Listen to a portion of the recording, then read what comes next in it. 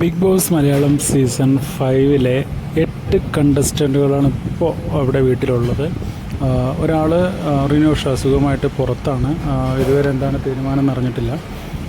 ഈ 8 പേരുടെയും ഫാമിലി ഇതേ ഇപ്പോൾ വന്നു. 8ാമത്തെ ആളായ ശോഭയുടെ ഫാമിലിയാണ് ഇപ്പോൾ വന്നത്. അച്ഛനും അമ്മയുമാണ് ഇപ്പോൾ വീട്ടിലേക്ക് വന്നിട്ടുള്ളത്.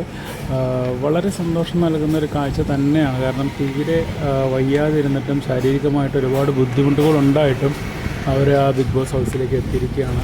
നമ്മുടെ ശോഭയുടെ അച്ഛനും അമ്മയും ബിഗ് ബോസ് ഹൗസിൽ എല്ലാവരും തന്നെ ഒരുമിച്ച് എന്നാണ് സ്വീകരിക്കുന്നത്. എല്ലാവരുടെ ഫാമിലി വന്നപ്പോൾ എല്ലാവർക്കും സന്തോഷം തന്നെയായിരുന്നു. കാരണം ഇതുവരെ പുറത്തു നിന്നുള്ളൊരാളെ കാണാതിരിക്കുന്ന ആളുകളുടെ ഇടയിലേക്കാണ് സ്വന്തം ഫാമിലിയിൽപ്പെട്ട ആളുകൾ വരുന്നത്.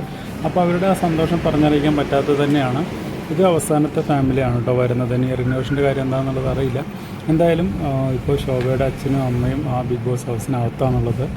തുടർന്നുള്ള കാര്യങ്ങൾ എന്തൊക്കെയാണ് നടക്കുന്നത് എന്നുള്ളത് വരുന്ന വീഡിയോകളിൽ അപ്ഡേറ്റ് ചെയ്യാം.